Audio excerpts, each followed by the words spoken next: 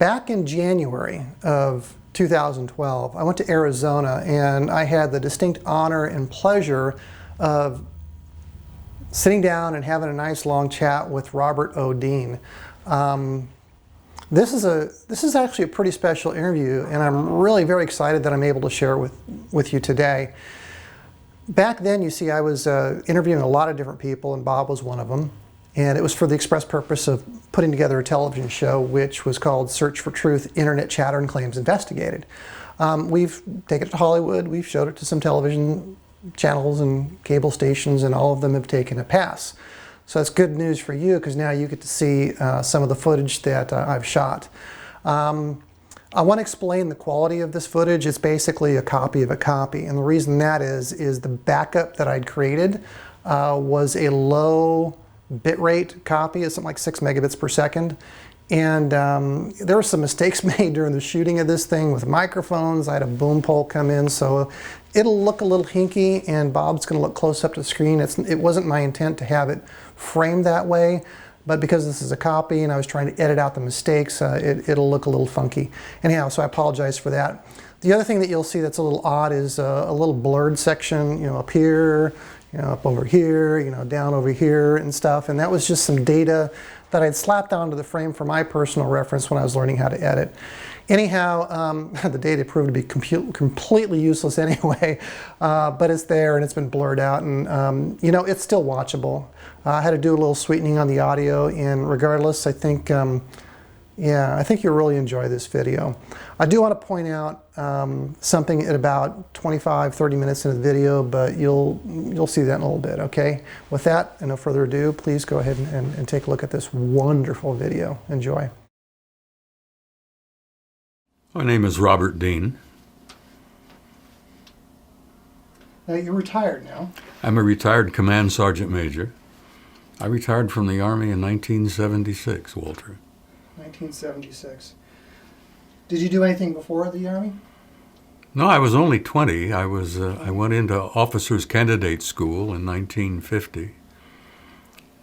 And I was in OCS at Fort Riley, Kansas, when the North Koreans invaded South Korea in June of 1950.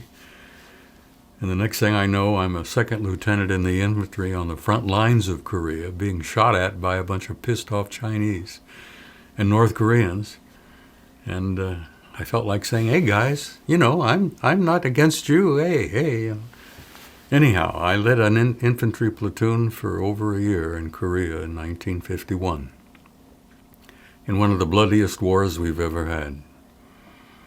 And that was how I began my military career. How did you go from being an officer into the enlisted ranks? I signed up for OCS in 1950. Well, let me just step back just a bit. Sure. I was at Indiana University. I was in my second year at the university. And literally, I ran out of money.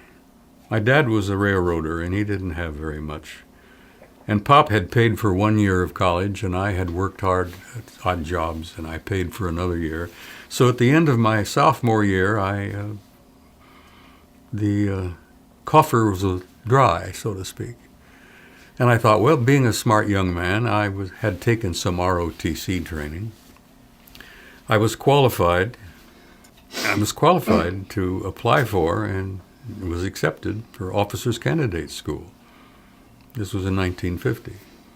And I thought, well, I'll go off and get my military service out of the way, because in those days, if you were not married and had a family, or you were not enrolled in a university, you were eligible to be drafted. And I didn't want to be drafted. So I went to OCS in 1950 and was in officers candidate training when the North Koreans invaded South Korea in June of 1950. And the next damn thing you know, I'm on the front lines of Korea in one of the bloodiest wars we've ever had. And that was the beginning of my military career. I served 6 years as a commissioned officer. And at the end of that 6-year period, I was a first lieutenant, almost eligible to make captain. But I didn't have a degree. And in those days, if you didn't have a degree behind you, you could not apply for or receive an appointment to the regular Army. So I either had to get out or take a reduced rank, which I did. I was in Germany at the time, and I had my wife and children with me. So I reverted back to an enlisted grade, and I became a Sergeant First Class E7. And that's how I went from commissioned service to enlisted service. Because the day I enlisted in 1950, I immediately became a staff sergeant. When you apply for OCS and you go off to school, they give you that equivalent rank of a staff sergeant, which is about E5. So E6 is the staff, the buck start, the standard. Well, today. a 3 stripes is sergeant. Stripe with a rocker is staff sergeant. 2 rockers is sergeant first class. And three rockers is master sergeant. And you put a diamond in the middle, you're a first sergeant. You had your own military service, so you know exactly what I'm talking about. I do. I've been in the Army. Yeah, and later on, when we got the super grades, you put a star in the middle of that, and you were a sergeant major. Now you put a wreath around the star, and you are a command sergeant major. Which now that's the highest enlisted rank. Command sergeant major is the highest enlisted rank there is. Yeah, E9. But when you're an E9, you're a sergeant major. But when you put a wreath around that star, you become command sergeant major. And I retired as a command sergeant major. So I had 6 years of commission service. Interesting. Damn near killed me. You made it out. I made it out. I'm one of the few. Of all the guys I served with, Walter, I lost so many friends in Korea, and then I lost so many more in Vietnam. And I look back at my life and I think that I've had a charmed life, literally. I should have died a half a dozen times. And some of the surviving experiences that I've had were weird. Walter, I literally should have died a half a dozen times in Korea and Vietnam. But my life was saved, and I never was able to make any sense out of it. You know, I thought, you talk about being charmed and whatever. And I began to worry about it and wonder about it. Well, over the years, it began to make a little more sense, and I found out that I had had this relationship with non-human intelligence since I was 2.5 years old. And then I always began to put 2 and 2 together and make sense of some of the things that had happened in my life. And it dawned on me that someone, somewhere, wanted me to hang around a while, which is what happened. Here I am, almost 83, and I just, last October, Walter, I don't know whether you knew it or not, but I was in the intensive care unit for a week. I damn near died from meningitis. I was in a comatose state here in October for quite a while. I literally was out of my body. And I jokingly said to friends like Robert that I went home, and they didn't want me. They sent me back. That, kind of jokingly, that my house was not finished. The place that they were preparing for me was not complete, so I couldn't stay. And they said, get your buns back there. You have things yet to do, and you have miles to go before you sleep. And that's what happened. I got out of the hospital after a full month, and I'm working my way back now from meningitis to relatively good health for an old coot. Well, you look well. Thank you. You do look very well. All in all, I feel pretty good, considering the miles I've got on me. As I jokingly told Rocco, Robert's father, it's not the years, it's the miles. And Walter, I put a lot of miles on this old carcass. I really did. When I was young, I abused it, in the infantry those years. Now my knees are telling me about it every day. But that's literally how I began on this journey, and it's been an incredible trip.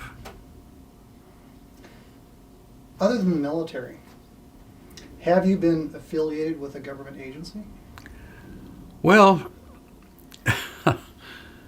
after I retired from the Army in 1976, I took a job with emergency management, FEMA, the Federal Emergency Management Agency.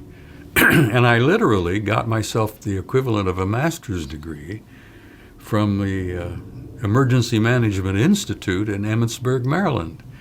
I took a 4-year course when I was working in emergency management. And then in the old days, Walter, that was known as civil defense. And I went off to school and attended classes here and attended classes there, and then you'd go back to Emmitsburg for courses and classes in residence at the Institute. And after a 4-year stint, I ended up with what they call the equivalent of a master's degree in emergency management. I graduated with honors, which I'm, pretty quick to point out. I'm proud of it. From what they called the executive level senior development course. And it took 4 years. So that qualified me to become Director of Emergency Services in Pima County. Cool. Now we're getting into a little bit of a meat. There are several things that you've talked about in the past. You've been online. You've had several interviews. Yeah, I made a mistake of giving Carrie Cassidy and Bill Ryan a couple of interviews. Had no idea at the time the impact those interviews would have. Carrie's a delightful, lovely lady. I love her dearly. She's like family. And I like Bill Ryan. He's a good old friend. But I gave them 2 interviews, and they immediately put them on the web. And then I gave them a 3rd, and then I gave them a 4th, and then so help me, I gave, a year ago I gave them the 5th interview. And in that interview, Walter, I really came out of the closet in a big way. If you've had a chance to see it, you'll see that I admitted for the first time on camera that I've had an ongoing personal relationship with non-human intelligence since I was 2.5 years old, which I put back as to why, literally, I survived the wars, because I shouldn't have. In Korea, I should have died at least twice. In Vietnam, I should have died at least 3 times. And here I am. And it dawned on me after a while, I'm not that swift. I'm not the brightest bulb in the marquee, as the saying goes. But you begin to put pieces together, and you begin to fit the little bits of the jigsaw puzzle together, and you end up with a picture. And the picture shocks the hell out of you. And then I began to have these face-to-face meetings with them. And I gave that interview to Carrie. And I thought, well, that'll be the end of this. They're going to say the old coot's gone over the edge. He's lost it, He's babbling away like a lot of old folks do. I thought it'd be the end. On the contrary, the fact that I admitted openly on camera that I've had a face-to-face relationship with some of those guys, it was not what I expected. And, I made a presentation in Barcelona here 3 years ago, and I made another presentation in Madrid. A year ago, I was in Mexico City. I found that I got swarmed with people. I got mobbed with people who wanted to talk to me about it, because I found out that many of those had had very similar experiences that I had had. And they needed desperately to be able to talk to somebody about it. They needed to know that they were not crazy. Yeah, that's so true. And I've shared my experiences with them, because I threw all caution to the wind, so to speak. Because I'm at the age, Walter, I've had, 3 careers, literally. And I have nothing to lose. And I want to tell the truth before I die. And I think it's important that other people understand where I'm coming from. And then I find that they're so grateful and so much gratitude that I've had the candid honesty to share what's happened in my life. And then they want to talk what's happening in their lives. Now, I happen to know from my years in the military and my 14 years with FEMA that there are literally not only hundreds but thousands, perhaps millions of people who have had similar experiences. And a lot of them are senior officers in the Army, the Navy, Air Force. A lot of them are top politicians who've had similar experiences to my own, but they're scared to death to go public about it. They don't know how to talk about this sort of thing because many of them are still troubled by what they've experienced. Well, I relate to that, Walter. I was troubled. Coming to terms with this reality for me was not easy. As I jokingly told you earlier, I went through 3 stages. Stage 1 was I thought I was losing my mind. Stage 2 was that I had been convinced I had lost my mind. Because this literally shakes you up to such a degree that your old worldview, your paradigm is smashed, falls in pieces around your knees. And I've reached now stage 3, which I jokingly refer to, is where I'm sane and the rest of the world is nuts. And I feel comfortable there because I can share things with people like yourself who've had similar experiences. And I feel comfortable with it. There is that level of a need to share that experience with others. Walter, this is the greatest story in human history. It literally is. It's the greatest story of human history. We have had an intimate interrelationship with advanced extraterrestrial spiritual intelligence from the beginning of our history. As a matter of fact, the human race, old Homo sapiens sapiens, is a product of some of their involvement. The evidence is literally overwhelming. I remember I had a dear friend who died just a couple of years ago, Zechariah Sitchin. And old Zechariah knew most, he knew all the answers. He knew most of what we were talking about. And he was very candid about his books and his history. And he translated the old Sumerian tablets.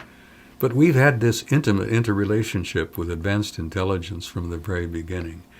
And Walter, the human race today, is a product of their genetic manipulation. And the thing that is so sensitive, and a lot of people don't even want to get near this, is that genetic manipulation is still underway. They manipulated our genome, and they're still involved in manipulating our genome.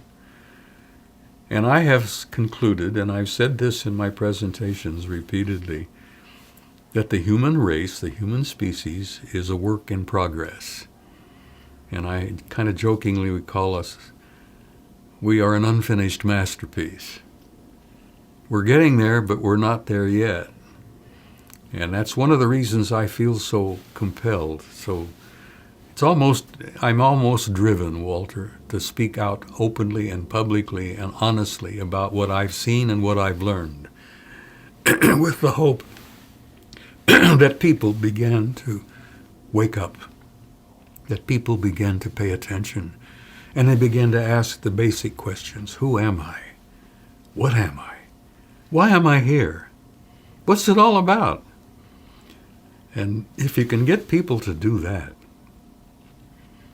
and I'm gratified because I think I've made a contribution in that area. I've had people come up to me at the end of a presentation with tears in their eyes,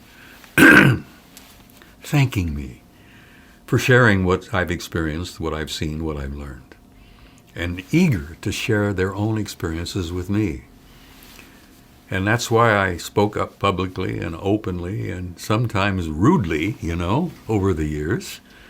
I came out of the closet, as it were, so to speak, in 1991. And I've been talking openly and traveling the world ever since. Well, my travels are over. I'm reached a point, Walter, where my body simply is not able to put up with some of that garbage, I used to enjoy flying, but I don't enjoy it anymore. So I'm willing and open to share things with people like yourself. And I'm glad that you invited me here for this interview. And I think that if you can put this together and you can reach a few people about the reality that we're facing, the fact that we are an unfinished product, that we are a work in progress, and that there is hope, That's the point I want to stress more than anything else. I'm so fed up with this doomsday garbage, you know. Well, we're not going to have a doomsday in 2012.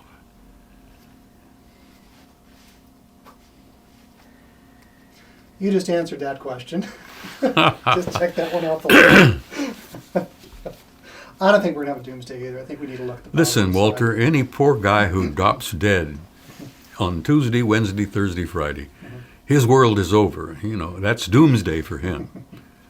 Well, that's not necessarily the case, and I've learned that over the last 40 years. I've learned, and this is what's really important, is that there is no death. That this temporary sojourn that we make inside this carcass, inside this container, is only a brief moment in time. We incarnate here, we live a lifetime, we get married, we have children, we work hard, we go to wars, we do this, we do that. And when that is over, and this old carcass begins to wear out, and you decided you've used it enough, and you put it aside, there is no death, Walter. The human being, the spirit, that infinite, immortal spark of divinity that's within each and every one of us, is literally immortal. We incarnate, we live a life, we go through all this, and when it's over with, we go home. Now, sometimes we come back. Other times we come back not here. Reincarnation is a reality. Sometimes we reincarnate on other planets, in other star systems, in other galaxies, for God's sake. The universe is so incredibly beautiful and so complicated and so infinite in the possibilities. Every one of us has not only lived many lives on this planet, because this is one hell of a schoolroom. If you live a life or two on planet Earth, they give you a silver certificate, Walter. I'm not joking. Because if you've gone through several lifetimes on this school, which is one of the hardest schools in the galaxy, you get some brownie points. So you might reincarnate at another time, in another place, in another world somewhere, and your situation can be totally different. That's why when I talk to some of these guys from out there, I've learned that many of them have had lives on planet Earth, and many of them incarnate on other planets and other star systems. Walter, we're not talking merely about other planets and other star systems and other galaxies. We're talking about other dimensions. And most of our scientists today don't even grasp what that means. You know, we have an infinite number of dimensions out there. Infinite worlds.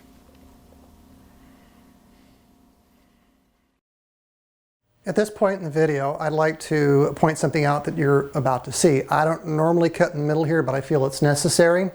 We took a break, and on the way back into the room to sit down and start shooting again, Bob had a little bit of a stumble, and he had a close encounter with the pavement with his head. So you're going to see, you're going to see a red mark over his left eye, and I just don't want you thinking that the crew was roughing over the talent to get answers out of him.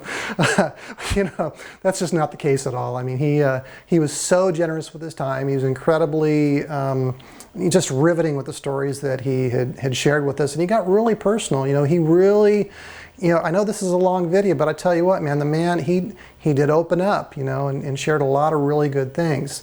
The guy who was hosting us there at his place in Arizona at the time, this was in 2012, was requesting a copy of this video, and I had to kind of say, no, actually, this is, you know, I got a partner, and this is for TV, and I'm not going to be able to share it with you, not until later.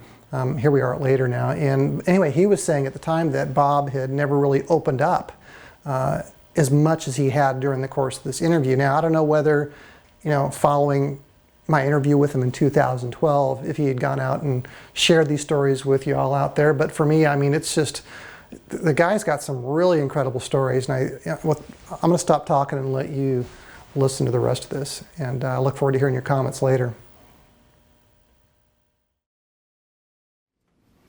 Well, I would ask you to tell us a little about your story. If you can go back to the time that you were in the military and you were first exposed or received more or less official word, if you will, of the reality? Of the reality, sure. Are we rolling? We are rolling. Okay. In 1963, I had applied for and received a choice assignment. I was at Fort Huachuca in Arizona at the time, and I applied for an assignment to a headquarters in Shape, Paris, a NATO headquarters, and I applied and was accepted. I had a top secret clearance at the time, which you had to have to go to Shape headquarters. Shape is Supreme Headquarters Allied Powers in Europe. I applied and was accepted, and I took my family, and in the summer of 1963, we went off to Paris, which is where Shape was located at that time. Now, I was there for almost 5 years, and I helped move the headquarters from Paris up to Brussels, where it's located today. But I arrived in the summer of 63 with a top secret clearance. I was given an assignment to a place called SHOC, Supreme Headquarters Operations Center. It literally was the war room. And my top secret clearance was upgraded at that time to a level called Cosmic Top Secret, which was then and still is today the highest level of security classification in NATO. So I was working in the war room. I was given an assignment, Operations Division, working in SHOC, with a Cosmic Top Secret clearance. And when I arrived in the summer of 63, I learned of a study that was underway. Now, guys in headquarters like that, international headquarters, we had French, British, Germans, Americans, Turks, Greeks, all of NATO. Although I must be honest and tell you that Shape headquarters was run primarily by the Americans, the British, and the Germans, and it still is today.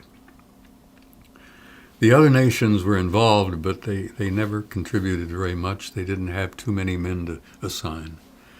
But when I arrived in the summer of 63, I learned of a study that was underway, which was curious, interesting.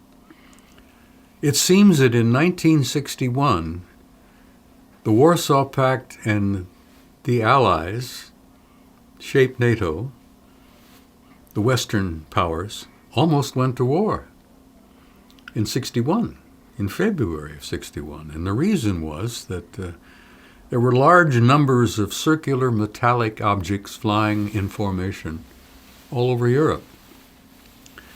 In those days, they would generally fly out of the east from the Warsaw Pact areas to the west over France, Germany, and then they would turn over the southern coast of England, over the Channel.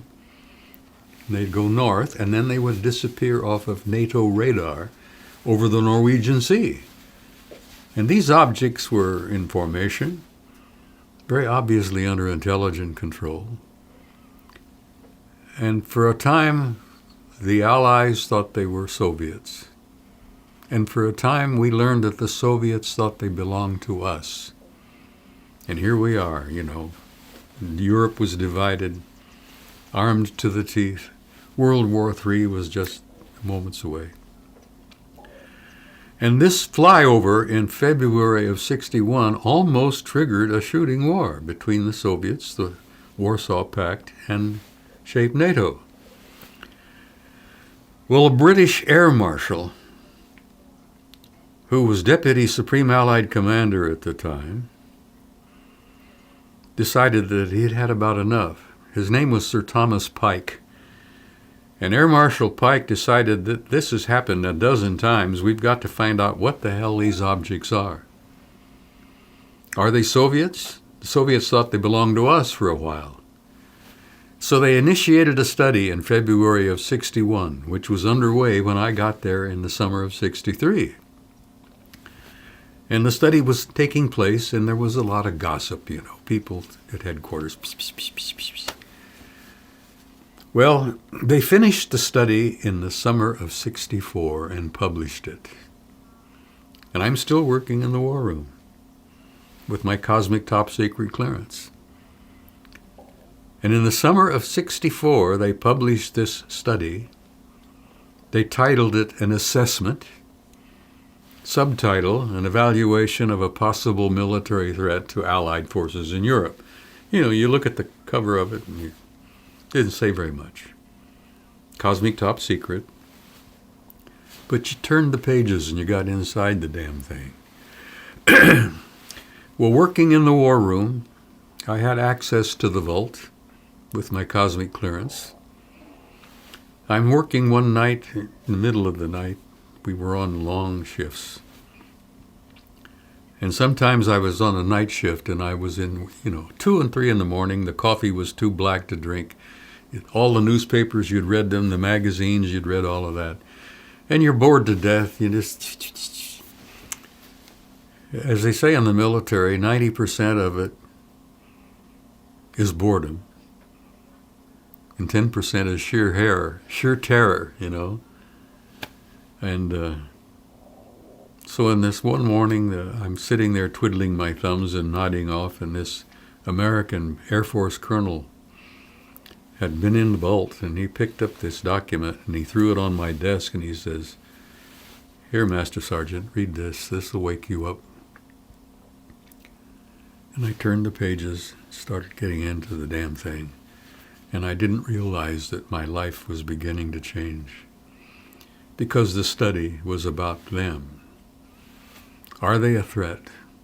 Is there a military threat involved? It was a thorough 3-year study. Had a document that was about an inch, maybe an inch and a quarter thick. But it was supported by about 10 inches of appendices and annexes. And that's where the real nitty-gritty was, in those appendices and annexes. And they'd done historical evaluation, they had done psychological studies, sociological studies, theological implications. It was a pretty thorough piece of work for a military study, which had one focus, and that is there a threat or is there not? Well, the conclusion of the study, when they published it in '64, they only published 15 copies. One copy went to my boss, Lyman Lemnitzer, American 4-star general, who was Supreme Allied Commander in Europe at the time. And the Brits got a copy, the Germans got a copy, the Italians and the French, and so on. But when I got into that thing and started going through it and looked at the photographs and looked at the details, I couldn't leave it alone, because it literally concluded that we on planet Earth, the human race, had an intimate interrelationship with advanced non-human intelligence for centuries, if not millennia. The historical annex was quite thorough. There were reports that the Romans and the Greeks had written of seeing these shields in the sky, these circular discs, these metallic objects, in formation all over the place. And the conclusions reached after the study was published was that apparently these guys have been coming and going here from the beginning of our history.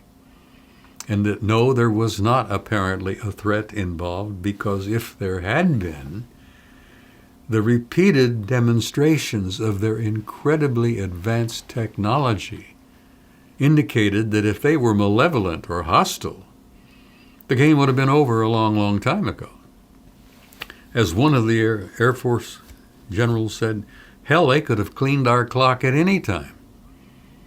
It's a little figure of speech that a lot of the military guys like to use. Well, they didn't clean our clock, and they haven't cleaned our clock since. So they apparently were not malevolent or hostile. But the study in '64 did not determine who they really were and why were they really here, and why were they interested and involved with us. It didn't touch upon that. It simply was focused on, is there a threat? The conclusion was there apparently is not. And that was it. But I couldn't leave it alone. There was a crash of a disk in northern Germany in '63, I believe, about the year I got there, in a place called Timmensdorfer Strand on the Baltic in the north. And this, I think it was 30 meters disk, good size, almost 100 feet. Well, actually 100 feet. And this disk had went in, and a British engineer battalion had retrieved it, got inside of it, figured out how to take it apart, because it crashed in the British zone. In those days, Germany was divided up into zones. The Brits had the northern sector, we had the central, and the French had the southern. This disk crashed at Timmensdorfer Strand, and the British Engineer Battalion got into it, and they found 12 little bodies. And there was an annex that included autopsies and photographs, and autopsy analysis of these little guys, which are about 3.5, 4 feet tall. And I remember being intrigued by that autopsy study because the medical examiners that conducted the autopsies on these guys were overwhelmed at what they had encountered. These little dudes were all almost identical. I mean, they were just copies of each other practically.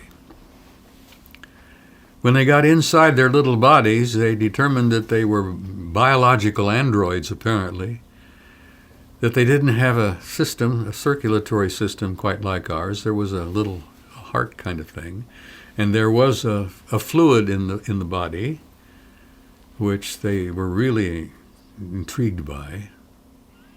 But there was no alimentary tract, and there was no reproductive capability. And they were all practically identical. So the crash at Timmensdorfer really blew the medical examiners away. Because what in the hell are we dealing with here? They're all identical. They do not apparently have a reproductive capability. They have no alimentary tract. They had a little mouth, and they didn't have teeth. Inside they had tissues. So they obviously ingested something in the way of nutrients, but they couldn't chew and they couldn't process as we do. Well, it blew them away, which is why even today you have the lid still being kept on top of this, and it's going to be kept tightly held. This lid is going to be on top on this subject for years yet to come. Because these little dudes, these little guys, reproductive types, I mean, they were obviously biological. I mean, they were living creatures, but they were, biological androids, and they apparently had run them off of an assembly line somewhere because they were all absolutely identical. They couldn't reproduce themselves. And that really blew them away. And that was one of the things that intrigued me the most, of reading the medical examiner's outstanding remarks and observations about what in the name of God are we confronted with here. Well, I was to learn later, as most of us were to learn over the years, that these little dudes were just a tiny part of the program. Later, we were to discover that there were at least 4 different groups involved, and that's what the study concluded, that there were 4 different groups because there had been landings, face-to-face confrontations,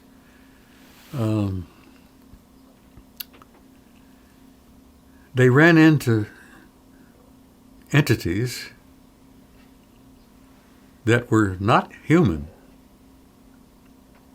but they were humanoid. They had arms and legs. They stood up on two legs.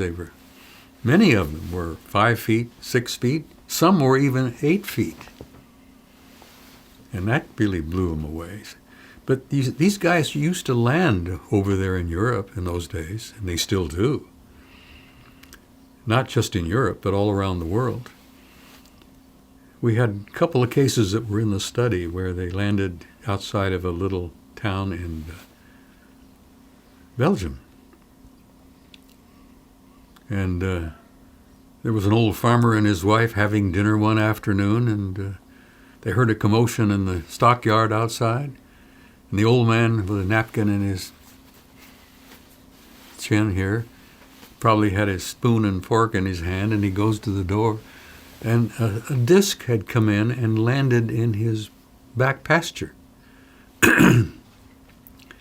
And the old boy was kind of shocked by it. So he goes out, and a door opens in the disc, a little ramp comes down, and two guys, looked perfectly human, came down the ramp, spoke to him in his patois Belgian language, and this was in the French-speaking part of Belgium, and asked him to come aboard. Let us show you our ship. Well, the old man pulled his napkin off and laid his knife and fork down, and away he went, and he got on board. And the missus gets to the door and sees her husband going up the ramp into this disc and has a fit. And the ramp goes up, the door closes, the thing takes off, and her husband is gone. Well, the madam just has a fit, and she gets, I think they had a phone at the time in the house, and she calls the local police, who called the local military, and the next thing you know, there's about 15 or 20 guys there. There's a whole crowd trying to figure out what the hell had happened to the old farmer.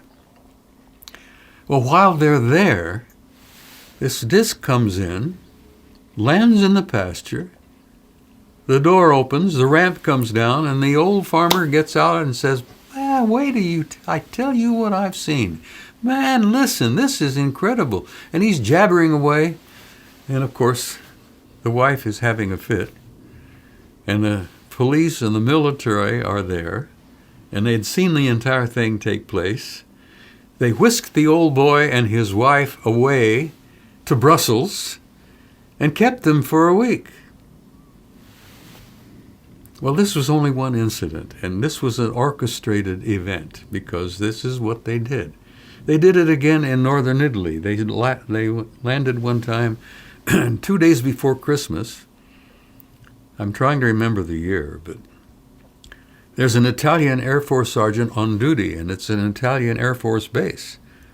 This disc comes in, lands on the runway, the door opens, the ramp comes down, and two guys get out, human-looking, speaking perfect Italian, and invited this Air Force sergeant to come aboard. The poor kid just lost it. He peed in his pants. He just lost it. He stood there stunned. He couldn't move. And the guys, who invited him aboard got back, and, the ramp goes up, the door closes, and it's gone. But they did this time and time and time again, which was part of their plan, to soften and instruct us, to inculcate, I think is the right word, that they were not a threat, but they were real. And they had been doing this time and time again. Hell, they came over in Ramstein Air Force Base one time. Big disc came in, hovered over the runway, just a few feet off the runway. Everybody went apeshit, excuse my term, but you can imagine. This is an Air Force base, Ramstein, jet fighters and all that, The guys on the runway said, my God, look at it. It's hovering there. It's just sitting there, a few feet above the runway. And the guys in the tower are painting it on the radar. Okay. Next thing you know, the guys in the tower says, it's gone. The guys on the ramp says, no, it's not. It's still here. But it had disappeared off radar. The next thing you know, the guys on the ramp says, well, it's gone now. It just disappeared. And the guys in the tower says, no, it's not. We're still painting it on the scope. So it's still sitting there. But you can't see it. Well, that was done intentionally, you see. And they did that time and time and time again. They flew circles around our jet fighters. Made fools of the guys. Gordon Cooper told me before he died, and I had a chance to meet him. He was a delightful guy. The astronaut. Gordon says, hell, they were flying all over the damn place when I flew jets in Europe in the 50s. So they were trying slowly, gently, carefully to get us used to their presence without scaring us half to death, without threatening us necessarily. But it was amusing at the way they played games with us. They made fools out of us, flew circles around us and disappeared in front of us and then appeared again right there. And then they took people for rides. Hell, I found out later that they had been doing the same things in the United States. They took people for rides. Hey, come aboard. Anyhow, I was at Shape from 63 to 67. And old man de Gaulle got his anger up, got angry and pissed off at us because he had felt he had not been treated properly by the Allies during the war and after the war. So he withdrew from the military alliance in 1967. France stayed a member of NATO, but de Gaulle purposely withdrew from the military alliance, so we had to close our headquarters outside of Paris in 67 and move the entire damn thing up where it's located today, a few miles outside of Brussels. And that was one of my last assignments in 67, is to help move the headquarters from Paris, a little place called Roquencourt, right outside of Paris. And we moved the headquarters up to Brussels, and that was my last assignment. Then I came home. But that was my introduction to the reality of the extraterrestrial presence. Walter, I'll be honest with you, I use the term extraterrestrial isn't really applicable. Alien is not an applicable term. I hate the term UFOs because they're not unidentified. We've learned that these intelligences, and there are many of them, we have a personal relationship with two today, our government. But we've learned that they're not only interplanetary, that some are interstellar, some are intergalactic. Now that really blows their mind because, most of our physicists, the astrophysicists, say you can't get here from there, you can't get here from there and get there from here. Nonsense. These guys don't know those limits. We're dealing not only with interplanetary, interstellar, and intergalactic, we're dealing with multi-dimensions. And when that began to dawn on them, and that was dawning on them before I retired in 76, I still had a top secret clearance when I left the military in October of 76. When they learned that some of them were coming and going from other dimensions, that really sent them back to their drawing boards, as it were. So the reality of it, Walter, is so far beyond what the average guy has any idea. We're dealing with intelligences that some of them are maybe 1 million years ahead of us. And that could be a modest judgment. My God, we're talking about intelligences could be 10 million years ahead of us, technologically, spiritually. And over the years, I've learned that the spiritual component is probably 95 to 99% of it. It's not just the physical reality of their coming and going. It's not just the physical reality of their relationship with us and their involvement with our development, our evolution, our genome. It's spiritual because it has to do with the fact that human beings living in these containers that we call human bodies are literally infinite and immortal beings. And that is the best part of it. That's the part that excites me. That's the part that blows my mind. And that's the part that I want to know all the answers to. You see, I have been a believer in reincarnation since I was quite young. I went through a period of post-traumatic, hypnotic past life regression some years ago. And boy, what an opening that was. When I realized for the first time that I not only had one or two previous lives, I had a couple of dozen. And the reality of that and what the implications were. Why do we reincarnate? Why do we come here for a short time? I've been here for a very brief moment. Hell, I'm 82. I'll be 83 in another month. But that's only a moment, a tiny little moment in time. I lived before I came. I will live after I leave. And I'm an immortal being with a spark of divinity in me, as are you and every other human being on this planet. That's why I keep speaking out openly and publicly, Walter. That's the issue that's got to be brought to people's mind, that there is no death, that you are an infinite, immortal being with a spark of divinity within you. And I think that's part of what their educational process is all about. They're trying to get the human race to grow up. And you see, you start me on this subject, and it's difficult to shut me up. Yeah, I'm an intent listener, and I love to hear the stories. The stories are what define us. And there are things that you're telling me that I have, in my own way, come to realize. You've learned yourself, true. yeah. Yes. So, if we can, I go back to the Brookings Institute and their report and the chaos. They 1961. Say that'll happen if the reality of all this should come out. And you have all the powers that be that are trying to control the masses, or whatever you want to call it, for whatever reason. I just think, who are they to really kind of hold the truth back? If that is indeed the truth. Who are these arrogant bastards who determine for themselves what we can learn and what we can know and what we should not know? Right. Yeah.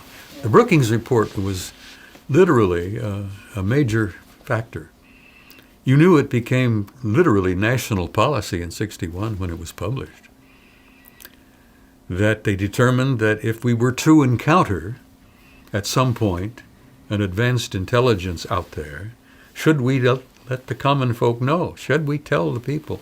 And the conclusion of the Brookings Institute was no. Sociological, psychological, theological implications were so overwhelming that you can't tell them the truth. They're not ready for it. Well, over the years, I've gotten to a point where sometimes I agree with the Brookings study, and other times I say to hell with it. You've got to bring it out. You've got to get people ready. You've got to prepare them for this. And then I found out that there was indeed, Walter, a form of disclosure taking place. And it's known as subliminal education. And it's been underway for over 30 years, maybe longer, with movies, magazines, books, articles, people speaking publicly like me, big mouths like me, violating my national security oath. And I went through some pretty rough times because of that. Are you being followed? Have you been threatened? Oh, I've been threatened. I've been intimidated. Yeah. Used to be years ago when I was living in Tucson. I worked for the Sheriff's Department. I was working under the FEMA program. SUVs used to follow me at night, dark SUVs with darkened windows. I could tell. I look in the mirror. I know when I'm being followed. I used to get calls in the middle of the night, 2 and 3 in the morning, with a gruff voice saying, "Hey, you big mouth, keep your damn mouth shut or else. You're saying too much. We know where you live. We know who you are." I went through a lot of intimidation. But I got to a point after a while when I had seen lives and careers and families ruined. because Air Force pilots or other, made a mistake and said something they shouldn't have said, and their career was ruined. And I got to a point where I said, to hell with it, I don't care anymore. And I decided in 1991 to come out of the closet, as it were, and say what I've seen, what I've learned, and what I've concluded. And I had a good friend, a retired Air Force colonel in Tucson by the name of Wendell Stevens.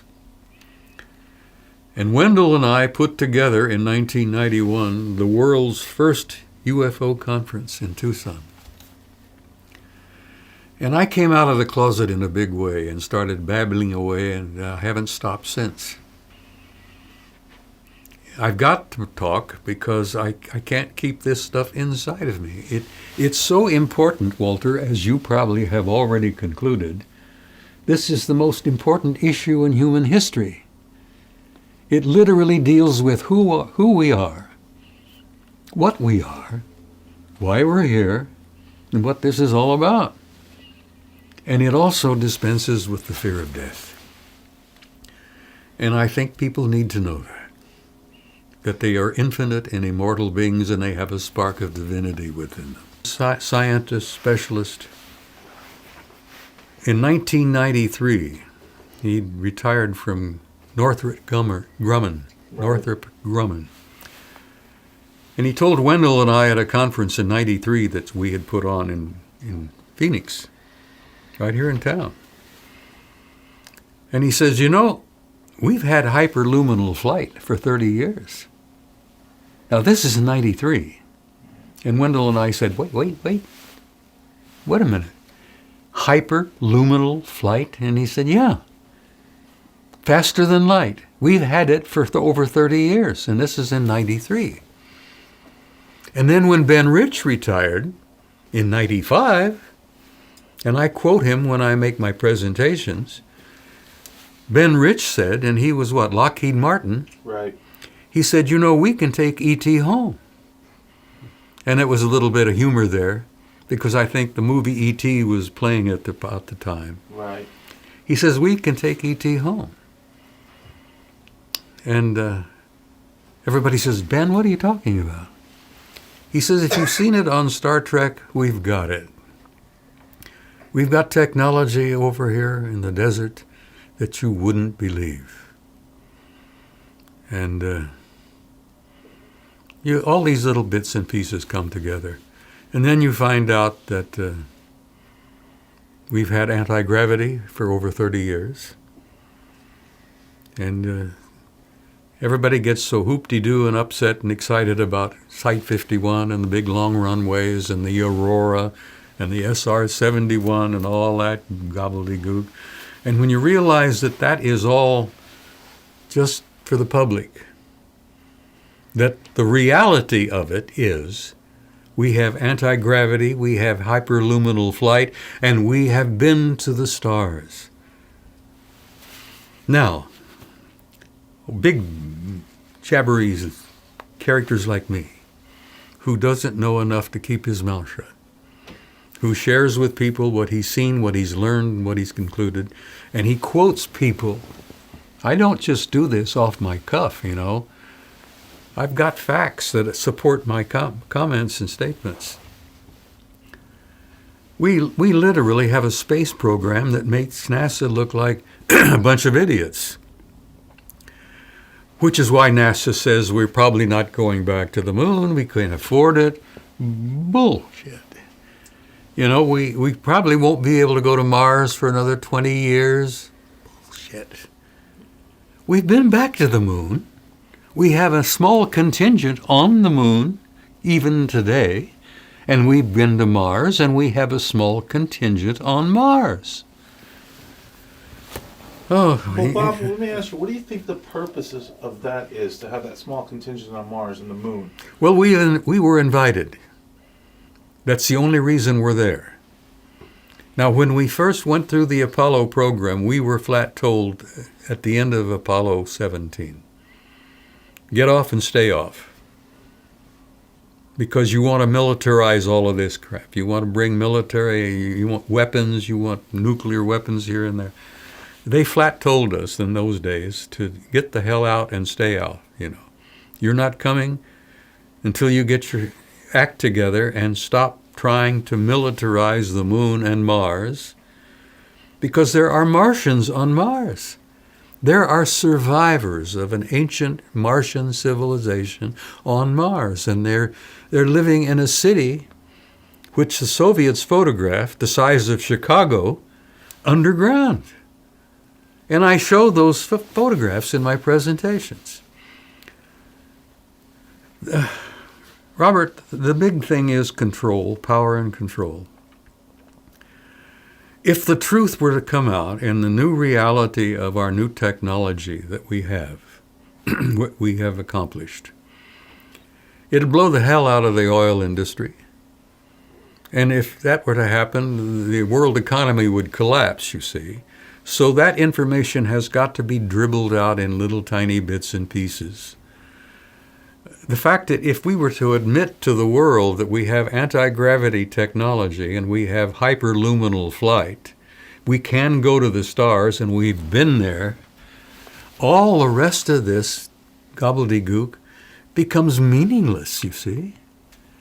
And all these guys that get up in front of the cameras and talk about explaining the universe, and they talk about all the distances and the time, and they don't even grasp for a moment what the hell they're talking about, that the pictures they're taking from stars and galaxies out there, the light from them began 100,000 years ago, maybe, or more. And we're now just getting that light. Is it any wonder I get exasperated? One of my great heroes was Charles Fort. I quote him when I make some of my presentations. Charles Fort said before he died, he says, "I think we're property." He says, "I think we're owned by someone or something." And I liked that because not only did Charles Fort say it, but William Bramley says it, and a whole bunch of other people have said it. And I tried to put a little twist to it, that I don't think we're property in quite that sense. And the conclusion that I've reached, and you can put this and quote me, Walter, if you will, is that we are under a trusteeship. We are an unfinished product. We are a work in progress, the human race. We're not complete yet, and we're under a trusteeship. And the trustees are at least 3, 4, maybe a half a dozen different advanced intelligences from out there. And when I say out there, I don't mean just other planets and stars and galaxies. I mean other dimensions as well. Some of the more advanced intelligences that are coming here regularly are popping in from other dimensions. And you try to explain that to a physicist? I was amused the other day when I was watching a program on the tube. I don't watch that much TV anymore. Most of it bores me half to death. But they had a little something about some of the progress that's been made, some of the new discoveries they've made. And I think that maybe a few of them are beginning to get a nagging feeling about what's really going on. But they won't admit it. But you can tell. People like Michio Kaku, and I know you know who Michio is. He's a bright young guy. He's beginning to come around. I saw him up on front of the screen one time, and he's at a blackboard, and he's working away with his equations, and he reaches out, and he says, "The conclusion I reach is infinity," and he says, "It doesn't make any sense." You may have seen the same program. No, but the sentiment makes sense. He says it doesn't make any sense. What we see out there does not register in making any sense. I'm amused, and I think it's really funny when you get a traditional physicist who's talking about Einstein, E equals mc squared, blah, blah, blah. And then he has to address quantum physics, where this particle here has the same intelligence as this particle here, and there's no limit apparently, and apparently intelligence and thought is instantaneous. Now, I think Einstein, before he died, says, I don't even want to go there.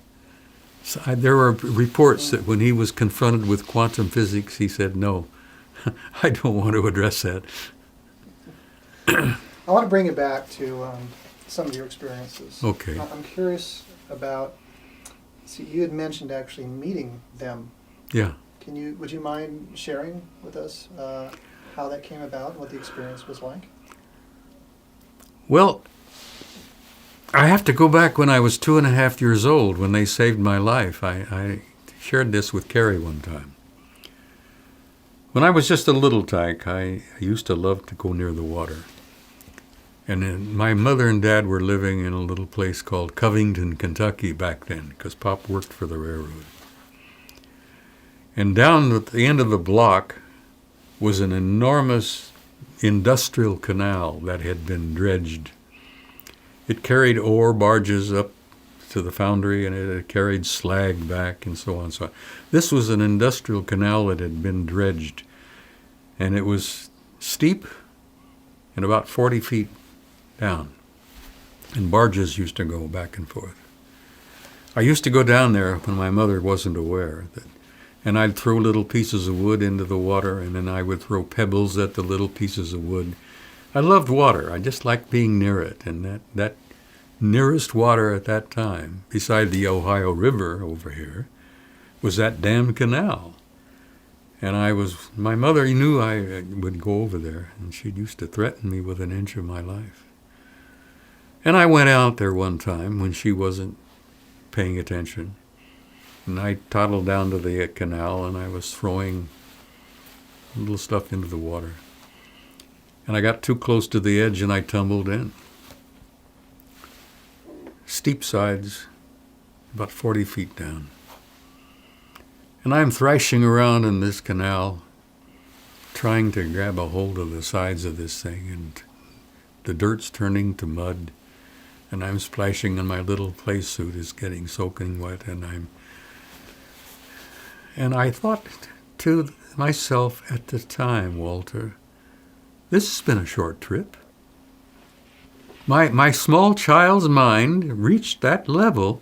Hey, I'm going to check out of here. I'm drowning. This has been a short trip. And about that time, a powerful pair of hands grasped me from the rear, under my arms, and lifted me up 40 feet out of that canal and placed me on top. And I look around, and of course there's nobody there. I'm soaking wet, covered with mud. There's nobody there. What the hell happened here? And then I was overwhelmed with fear because I knew I was in deep doo-doo with my mother. And I toddled off home, and yes, I got my little ass beat royally. She's crying and whacking me with a ruler and a yardstick at the same time and sobbing because she knew where I'd been. And the idea of what had happened with this powerful pair of hands that had grasped me under and lifted me out, it kind of went into my subconscious, and I never thought about it for a while, until many, many years later. That's when my relationship began with them. And trying to put terms to that and explaining that, who was it there at that time and why did they save me? And I only later, many, many years later, put the pieces together. Did it make sense that I had come for a purpose, that there was a meaning to my incarnation, that I was on the planet for a reason of some kind. And then it all began to make sense. And as I told you earlier, we were chatting together about, it's only been about the last 20, 25 years, Walter, that I've really begun to make sense out of it. And then I went through that process, as I jokingly said, where I thought I was losing my mind. Then I became convinced I had lost it. And now I'm in stage 3 where I'm sane and the rest of the world is nuts. And you can put that on the screen and tell people, because that's where I'm at, phase 3. Sounds like your your major claim here, the story, life goes on and everybody else is nuts, right? Well, it's not really being fair to the masses of people out Sure. there. But they are asleep. They're all dozing. They're not waking up. And they've got to wake up, because the reality they're going to be forced to confront is going to shatter their worldview to such a degree that you have experienced and I have experienced and thousands, if not millions of others have experienced it. And you've got to prepare yourself for this. This world is not what we think. We incarnate here to go to school. And it's a damn tough school, planet Earth. But it's a beautiful little zoological garden. I was told by one of them one time, and I show this in my presentations. I have a picture of the planet. And I said, I have been told by a couple of these guys that this planet is considered to be probably the richest and ripest zoological garden in this galaxy. That the flora and fauna on this planet is almost infinite. And they venerate this planet, and they venerate this garden, and they venerate all the fauna on it. And I look around and I say, hey, you're fauna. You're fauna. This guy may be partly flora over here, but that's another story there. I won't even do that. But, you're part of this garden, and they venerate this garden, which is why this garden is going to continue. They've got too much invested in this. Hell, they've been terraforming it and putting life on this planet for over 1 million years, and that is probably a modest statement. When you said they told you, how do you get the communication? Walter, I have been taken aboard their ships several times. I've been taken primarily for medical examinations, that what I can piece together. One time I was standing in this room with about 15 or 20 other people, and we were all stark-ass naked. And this very tall, thin, alien, I don't know what to wish to call him, one of the others, comes over and directs me to this table and asks me to get up on the table. And I put my little bare bones up on the table, and it was cold. It was metal. And I complained about it. And I laid down, and, my back is on this cold metal, and I'm expressing my view, and as I will want to do. I've never been hesitant about that, opening my big yap, and I say, hey, this is uncomfortable. This is cold, damn it. And I laid back down, and I went through the process. And the process, as I remember it clearly for the first time, it's happened several times. This one big tall guy is running his hand over my body, and I could feel the warmth of his hand. He never touched me, but I could feel the warmth of his hand from my toes up to my head. And I gathered, and I sensed that he was examining me and maybe healing me to some degree.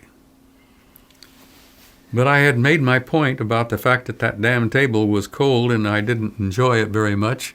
And the next time I was aboard the ship and went through the same process, he brought me over there and asked me to get up on it. And I put my little bare buns up on it, and it was covered with what appeared to be a thick golden plastic filled with warm water. And I laid back down and I wiggled my buns and my shoulders, and I'm laying back, and I says, well, now this is more like it. This is all right.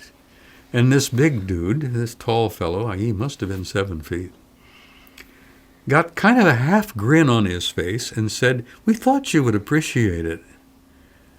Now, Walter, I don't know to this day whether they made me think I was sitting on warm plastic or whether I was on that steel table again, because they have the ability to make you think whatever they want you to think.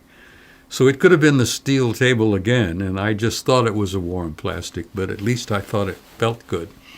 And he said, we thought you would appreciate that. And that's when it dawned on me they had a sense of humor. Well, I've had several trips on board their ships. One time, there's a retired dentist here, lives outside of Phoenix now, Robert Cave and his wife. And I'm attending a dinner at a restaurant in Sedona. And I'd never met Bob and his wife before. They were already having dinner in this restaurant. And my wife and I walked in, and she remarks, "Oh my God, it's him." Loudly. "Oh my God, it's him, Robert." Bob Cave. And I look over and who is this woman? I never met her before in my life. And Dr. Cave, he's a dentist at the time, came over and he says, "Let me explain, please." He says, "We have been abducted several times on board alien craft." And he says, "We were aboard one time going through a process of examination and checks and whatever. And he says, we both look over and there is you standing off on the side talking to about 3 of these big tall dudes, and you're wearing a long white robe." And he says, "Don't you remember?" And I says, "No, I haven't a clue." Now that time I didn't remember being there, talking to them, or wearing the white bathrobe. I thought of it later, and I thought it's kind of like the bathrobes you get in certain luxury hotels, you know, where the bathrobe is there, and if you take it and use it and take it with you, you pay for it, but, you know. But I was wearing a long white bathrobe of some kind and talking to 2 of these big dudes, and I haven't a clue of remembering that event. But Bob Cave and his wife remembered it vividly. That's why she was exclaiming, "It's him, it's him." So I've been aboard many times. And then they used to take me out, Walter, and this was in Tucson, years and years ago, in the middle of the night. They took me out one time, and I'm taken physically. I not mean just spiritually, but I was taken physically, my body. And they had me in the back of a car, and there were 2 of these big tall dudes on each side of me and a couple in the front seat. And we went outside of town, and it's a few miles, and appears to be, from what I can remember, that there was an abandoned old farmhouse just off the road. And they pulled in there, got me out of the car and took me in. And inside this practically vacant, empty old farmhouse was a desk, and sitting behind this desk was this individual. And they pushed me forward in front of him. And he looked up at me and he kind of smiled and he says, "Don't you know me, Robert? Don't you know me?" And I said to him, "It seems that I do. Your face is kind of familiar, but I can't place it." And he says, "Robert, you and I have been working together for many, many years." And I went through an hour or so of conversations, most of which I do not remember, because they have a way of doing that, you know. They can close your memory off completely. So then later on, I had experiences where they would come up to me after conferences and introduce themselves. And that's when I began to tell audiences, I said, I've never been at a conference in all of 20 years where there at least isn't 1 or 2 or more of them in the audience. And I says, they're all around you. You run into them, you've met them, but you don't know. Now, these are people who look just like us. Now, Walter, I have concluded that some of them may be hybrids. Now, you know, human beings are all hybrids. Most of us, I would say. 50% of the planet is hybrid. We've got Anunnaki blood in our systems. We have Anunnaki genomes. But then there are others that look human, that are more than human. And those are the ones I call the hybrid hybrids. They're hybrids like us, but they are more hybrid than we are.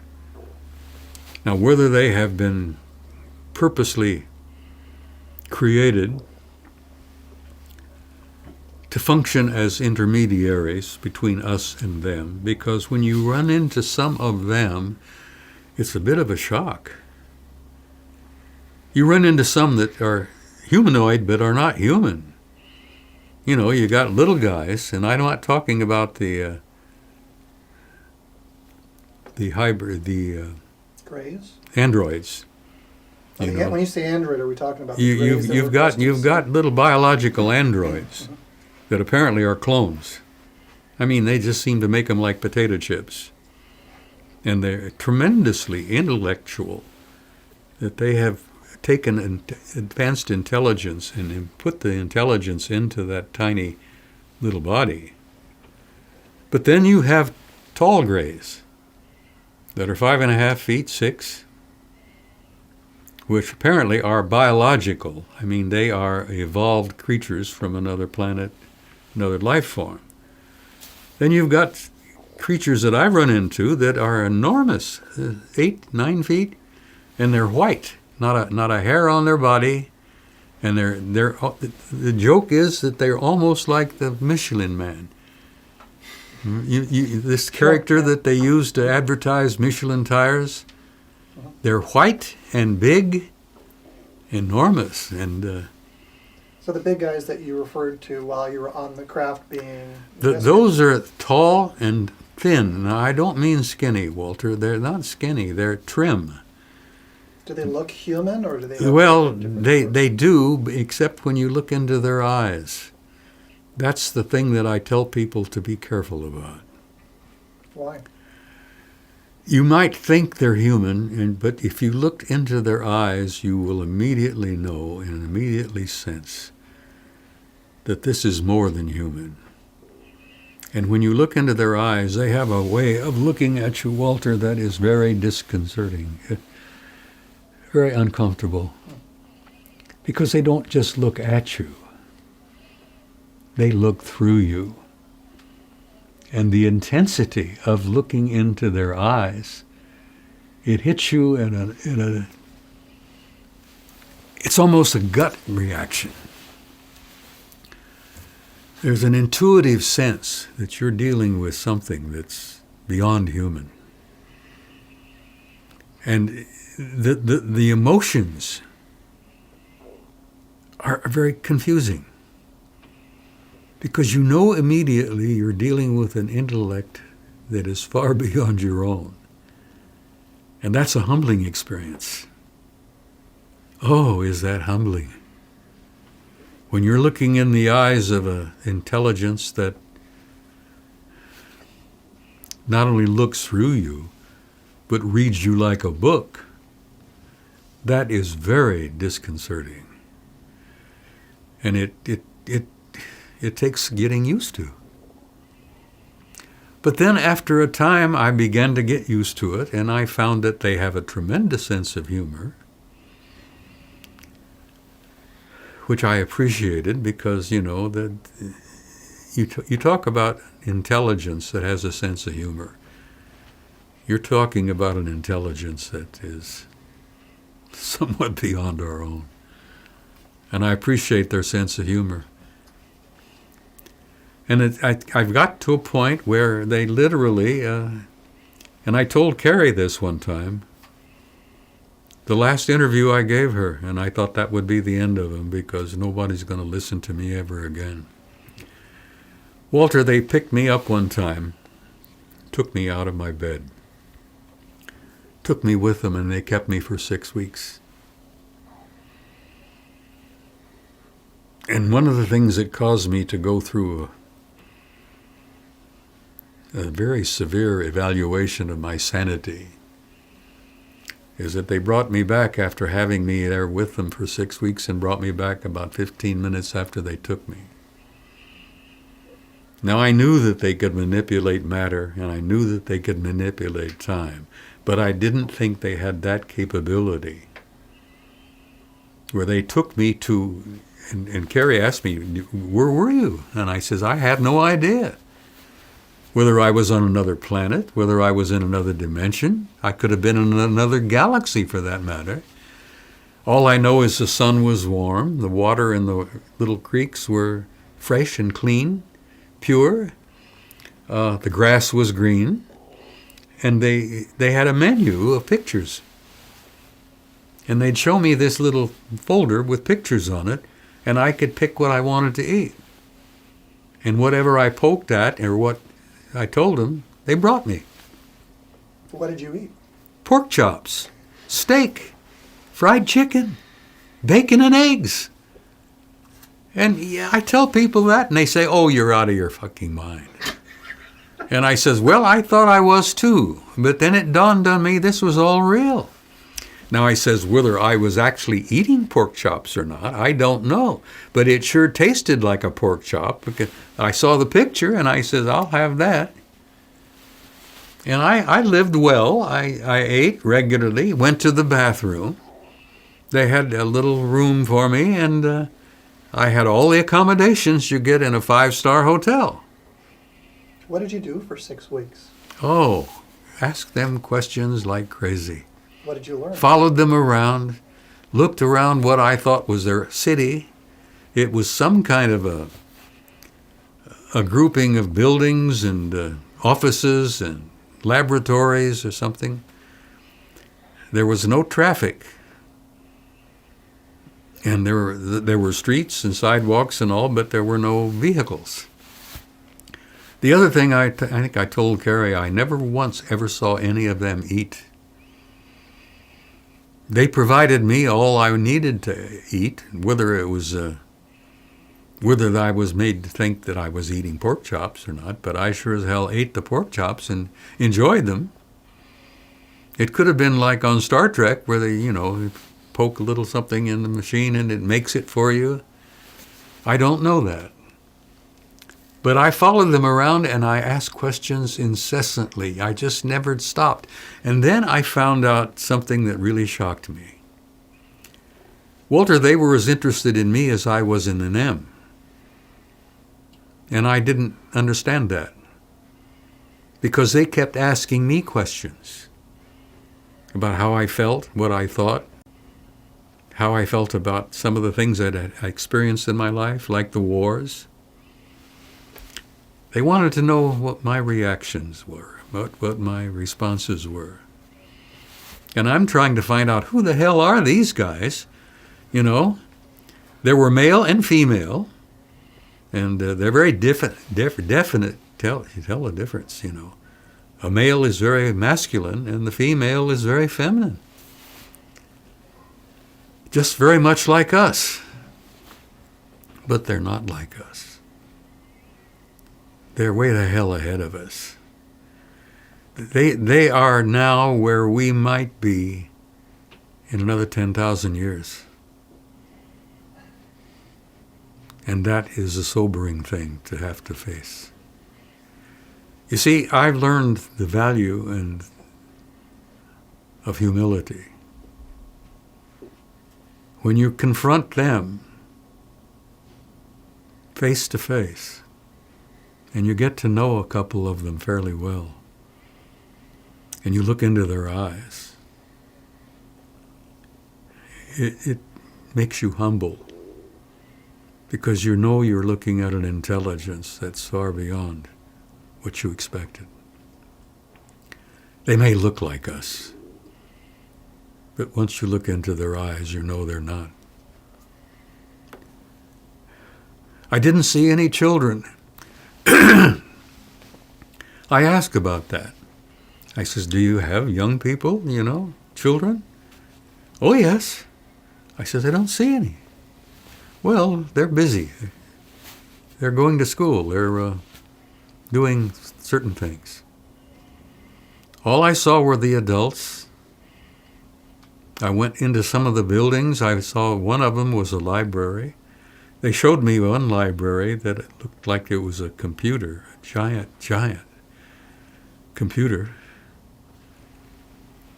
And I asked about it, and they said, well, you study history, do you not? I said, yes, it's one of my favorite subjects.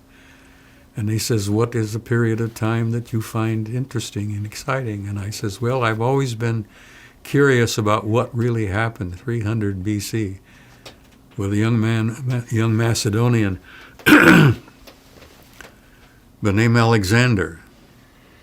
And he went over and he said, sit down here. It was a chair, no arms on it, just kind of a seat in the back. And he says, watch that screen. And he poked some buttons and some dials. And there apparently it looked like something that was better than what the History Channel would put on. And it's Alexander the Great at a battle that he fought. And it's right in front of me. Widescreen. Sound, smell, all of it. I could smell the blood. Now, I know what blood smells like because I've been in combat in 2 wars. And he says, what do you think of that? And I says, oh my God, that's terrible. He said, yes, it is, isn't it? He says, anything else? I said, no, that's enough right now, thank you. I could hear the screaming and the carnage and the horror and the blood. It was all there. And then it dawned on me, and then I asked about it. He said, everything that has ever been still is. He says, what you've just seen is still happening. And I says, that heartbreak, that blood, that carnage, that butchery, yeah, it's all part of the record, he said. And in that series of experiences, I asked the question about karma. And I was told that there is indeed what we would look upon as an Akashic record. And that everything you have ever said, every act you have ever committed, every thought you have ever had, is all recorded in the Akasha, which is what karma is all about. And my old and dear friend from Galilee used to say it repeatedly, you reap what you sow. And that is that's a cosmic law, Walter. Karma is apparently a universal. And then the other thing that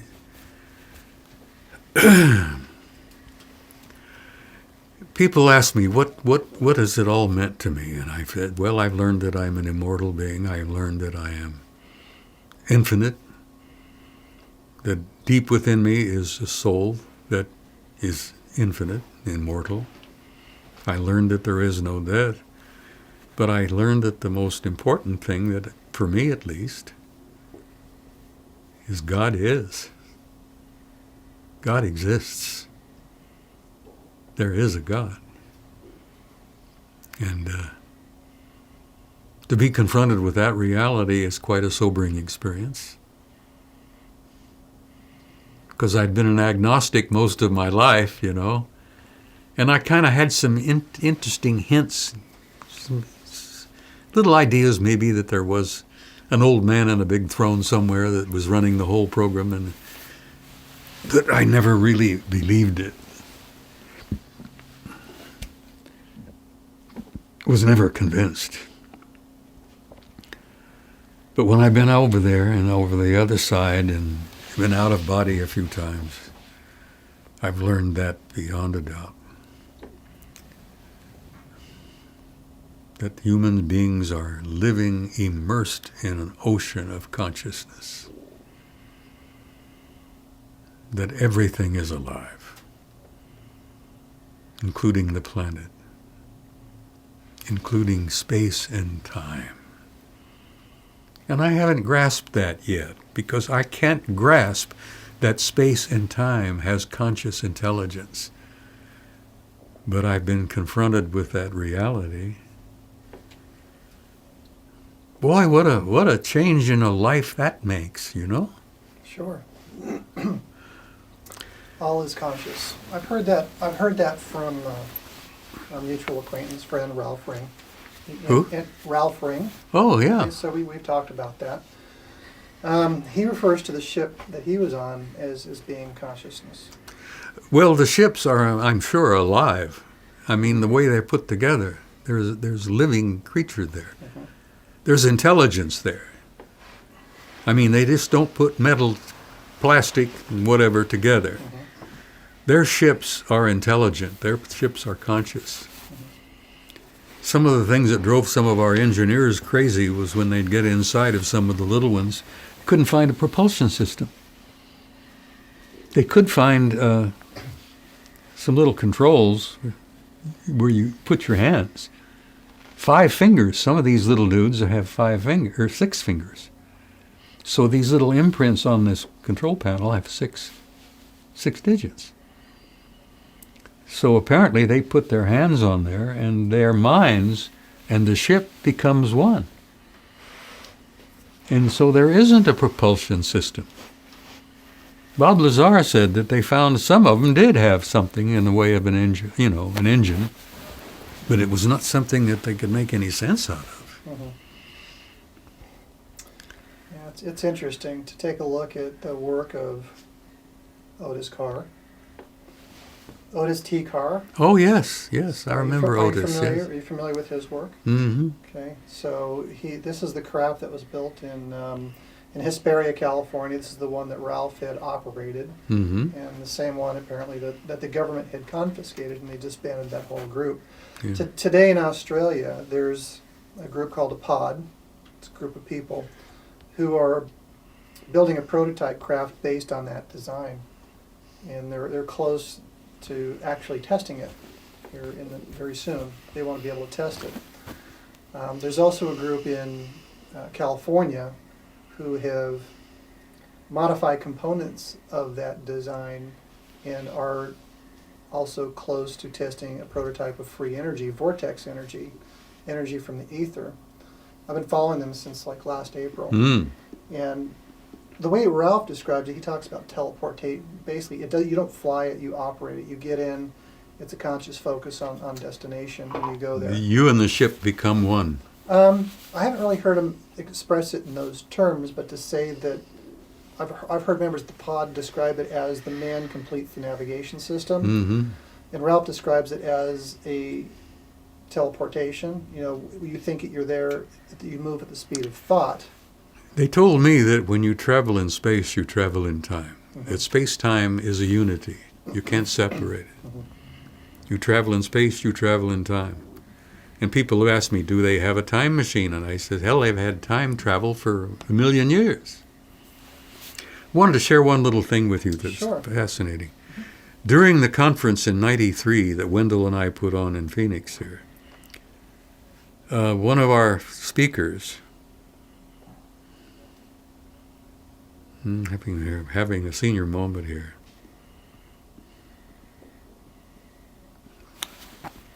The one I told you that retired from Northrop Grumman.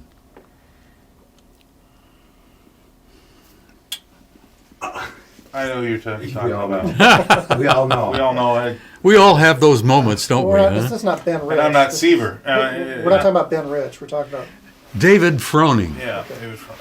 David Froning told me and Wendell back in '93. Okay, hang on. He was well. I was talking about David Froning and what he shared with us in '93 about hyperluminal flight and anti-gravity. Well, I lost track of David for a while because he was retired from Northrop Grumman and he was living outside of Flagstaff, just a mile or so from Lee and Britt Elders. Now, are you familiar with who the Elders are? Well, they were Wendell Stevens' good friends, and they worked on the Billy Meyer story for many years. Well, I lost track of David Froning, and I thought, well, he was older than I am. And I thought David was dead. Well, I subscribe to Atlantis Rising magazine. And I'm leafing through an issue back some months back, before I got sick. And so help me God, there's a photograph of David Froning receiving an award in astrophysics because he was an astrophysicist as well as an aerospace engineer. And so help me, there's a photograph of David Froning, and he looks younger than he did in '93. And where is he? He's in the middle of Australia. Now, being the kind of guy I am, peace, fits this. What the fuck is David Froning doing in Australia in 2011 when he should be dead? Because he's got to be 90. And he looks better in the photograph receiving his award in astrophysics. Well, knowing as I do what goes on in the middle of Australia, a place called Pine Gap, knowing that it's one of the largest National Security Agency facilities on the planet, it's also one of their major facilities on the planet, right smack in the middle of Australia in the same damn place. So I said, what the hell is David Froning doing in the middle of Australia? And I concluded that he's undoubtedly working with them. And we're working with them, and we've been working with them since '54. But that's a hell of another story, and I touch upon it in my presentation briefly. I quote von Braun, and I quote the other German scientist, the old rocket specialist. Name escapes me at the moment. The story is so overwhelming, Walter. I mean, so incredible that disclosure ain't going to happen anytime soon, and on the fact that it is happening to some degree with subliminal education. But the masses out there, like the guy on the Men in Black, the movie, the average guy haven't a clue. Haven't a clue. I just have a couple final questions. Yeah. What kind of legacy do you want to leave behind? Hmm? What kind of a legacy do you want to leave behind? Well, I've been asked that question before, and I find it's not that easy. How do I define myself? A lot of guys like me who went through 27 years of active duty in the military, they define themselves as the military. You know, retired colonels think of themselves as colonels. They carry the title to their death. I could carry the title Command Sergeant Major till I die. But I don't define myself as military. I don't even define myself as a graduate of the Emergency Management Institute. I don't think of myself as a emergency manager. And I've tried a few times to think, how do I define myself? And I think, I've become a bit of a mystic. I've become a hell of a mystic. You might define me by calling me a philosopher. That doesn't even begin to touch upon it.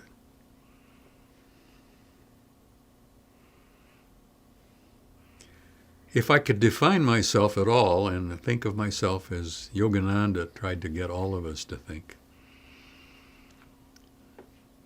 when he tried to establish what he called the Self-Realization Institute, the Self-Realization Foundation,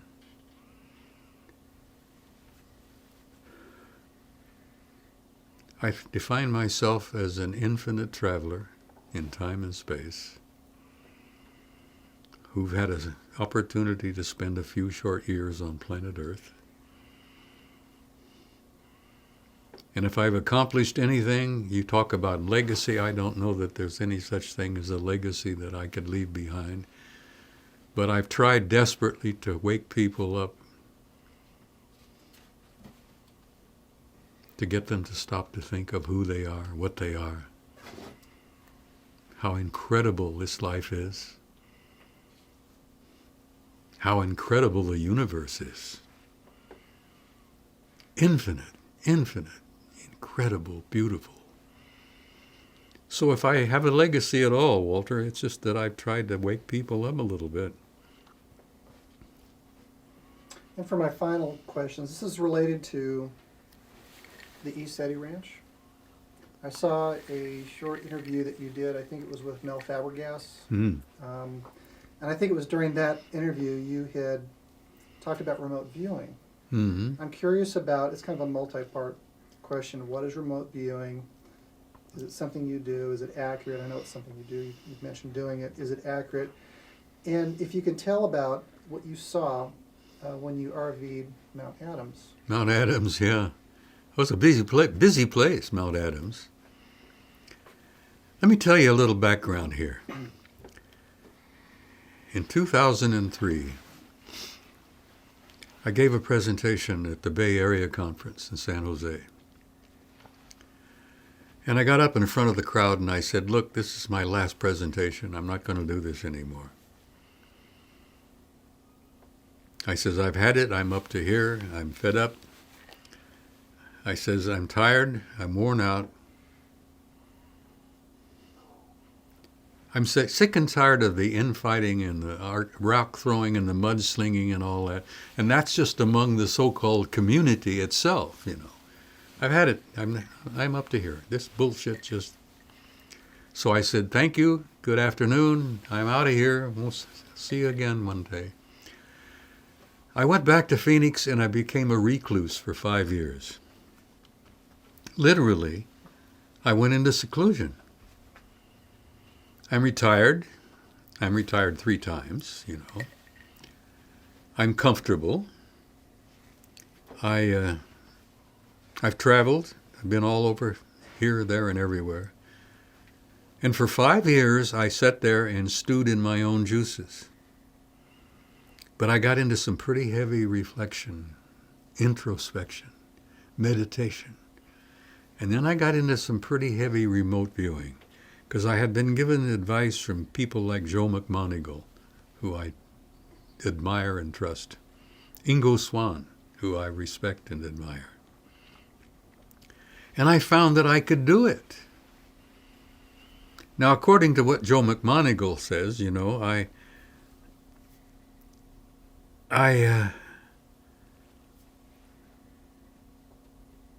I'm guilty of what they call in the military backloading.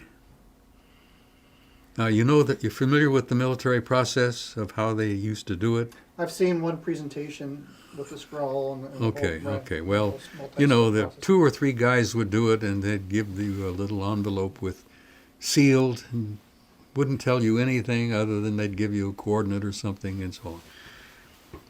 Well, I don't do that. If I want to remote view a place or a location or a situation, I know damn well what I want to look at. And I've learned that it's possible. I know every human being on the planet can do it. It's not that difficult once you work out the process. You have the capability of going out and seeing reality at a distance. You not only see reality, you not only see locations, places, and such, but you see understanding. And that's something that's difficult to put into words.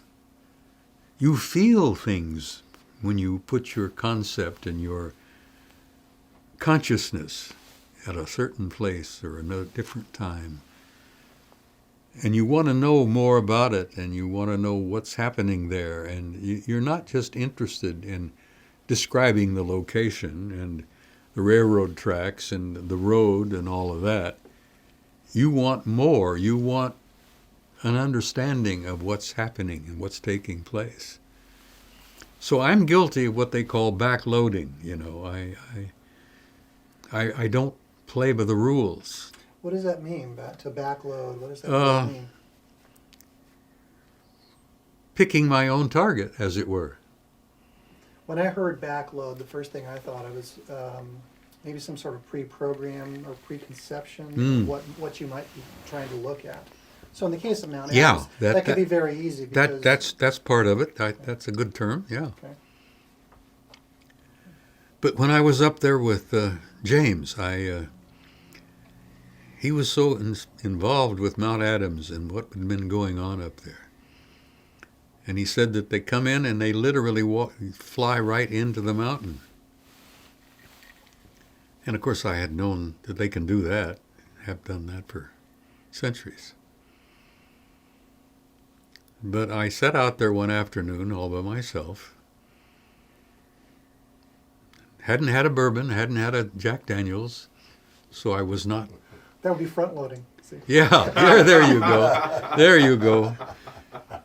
So I looked at Mount Adams, and it was beautiful. It was a sunny, warm afternoon, and I'm sitting out there by myself and enjoying it, and I got myself in kind of an altered state, which I find that I have to do if I want to remote view anything.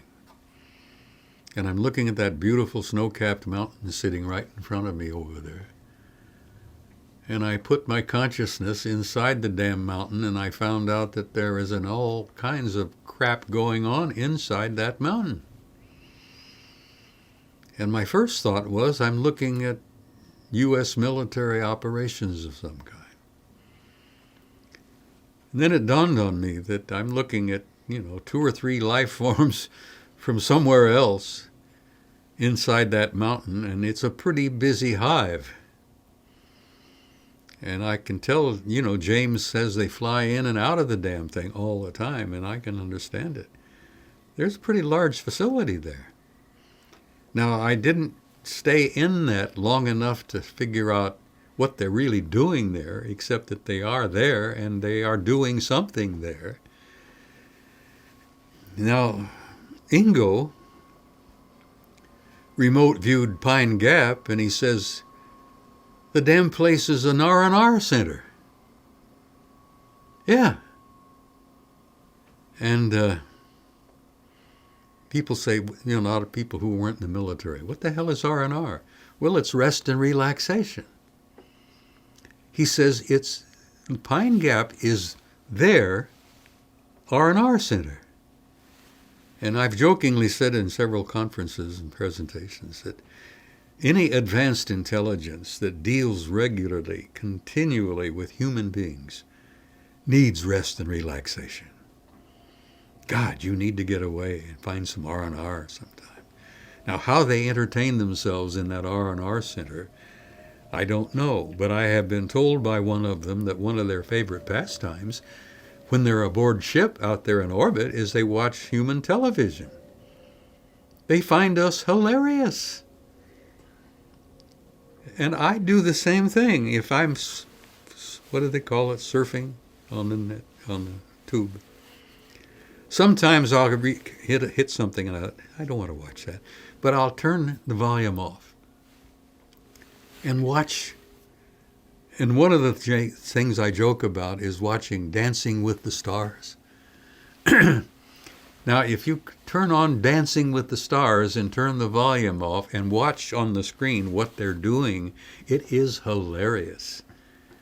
And I've been told by one of them that one of their favorite pastimes, of course it's one of the things that they do because they're supposed to, they're monitoring us continually, is that they watch human television and they think it's hilarious. They think we're funny. Well, it's like going to the zoo and watching a bunch of orangutans and baboons misbehaving. Pissing on each other, throwing dung at the humans who are standing at the fence. Not to put too fine a point on it, but Oh my! This group of clowns that we are, and our misbehaving and our foibles.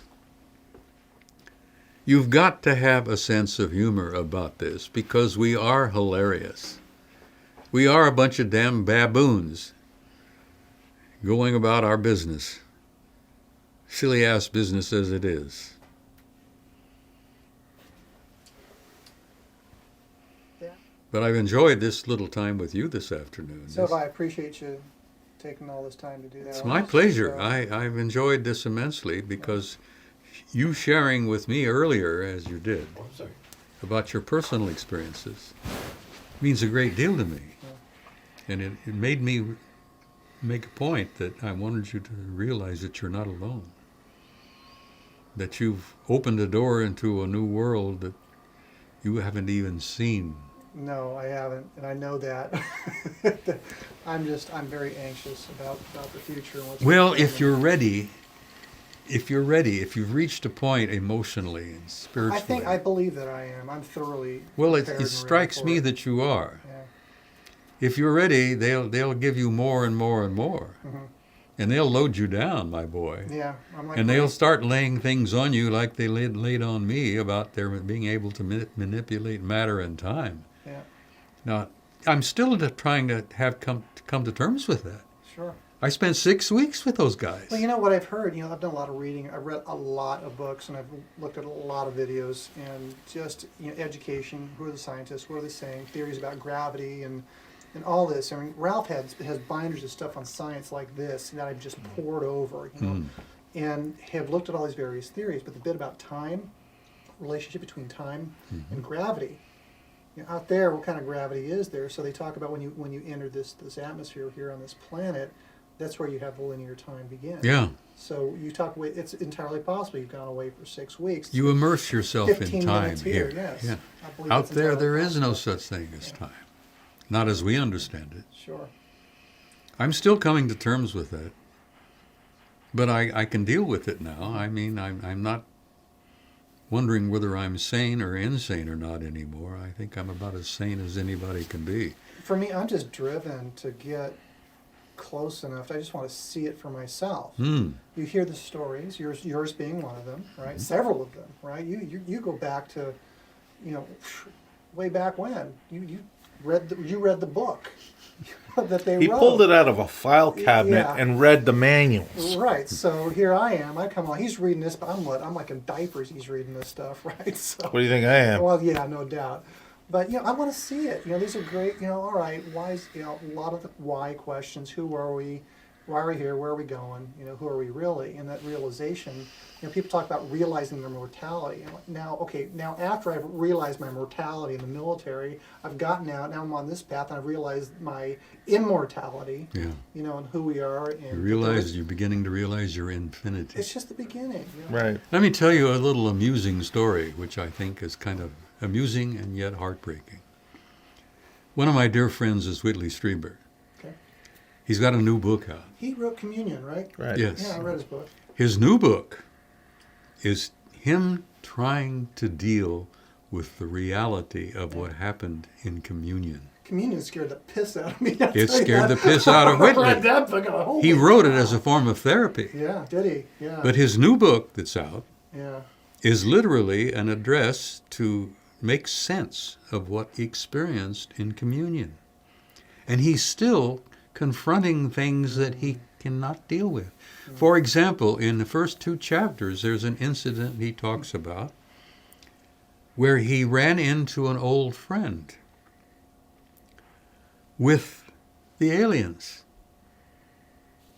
a person he had known who had worked for the CIA. And this friend is with the aliens and working with them. Where? Whitley found out, not long after that he had died some months before.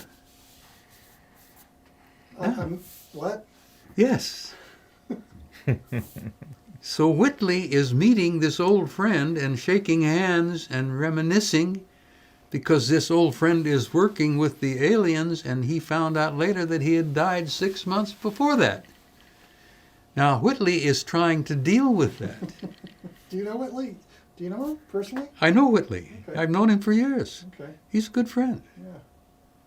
Because he and I both went to the secret schools. Not together. What secret schools? What are we talking about now? Oh, my. Do you know? Um, No. Whitley went when he was young. Began to remember that he was taken out of his house at night many, many times. to a place outside of town where he was living at the time, was San Antonio. And he and a whole bunch of other children were being schooled by aliens. So this is what you refer to as a secret school. Secret school, that's what he referred to. So you mentioned it in plural. Are there multiple alien Oh, yeah. secret Well, you schools? see, I wasn't living in San Antonio. I was brought up and raised years before. I'm much older than Whitley. I went to secret schools when I was a child outside of the suburbs of Indianapolis, Indiana. And he was going to them outside of San Antonio, where the aliens had gotten a whole bunch of children together and in the middle of the night were schooling them. But then most of it was erased from their memory. Right. But it would sometimes flood back like spontaneous recall. Right. What's the point of that? You go to school and you erase it. Right. Well, Jim Mann went through the very same thing, and he is the director of MUFON here in Phoenix. You can't erase No. the subconscious. Yeah, that's just strange. If you have an experience and it makes an imprint, it's registered. Sure. Right. Now, you consciously may not be able to recall it, but it's in there. Got it. And if you go through hypnotic regression, you can bring it out sometimes. Well, the question of purpose is rather, I mean, that's germane. It's highly a form of conditioning, Walter. Yeah. It's a form of conditioning. It's a form of preparation. So do you think that's what it is? We're going to take you, we're going to train you, and Yeah, we'll erase yeah. it, and that way you're Raise surprised. your consciousness.